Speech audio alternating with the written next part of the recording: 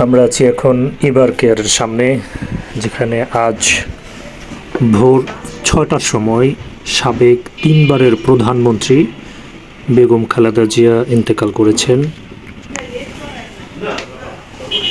এবং তার জানাজার সময় নির্ধারণ করা হয়েছে আগামীকাল বুধবার জোহরের নামাজের পর সংসদ ভবনের দক্ষিণ প্লাজায় মানিক মিয়া অ্যাভিনিউতে। হাসপাতালের সামনে অনেক মানুষ ভিড় করছে এবং প্রশাসনের কঠোর নিরাপত্তা রয়েছে।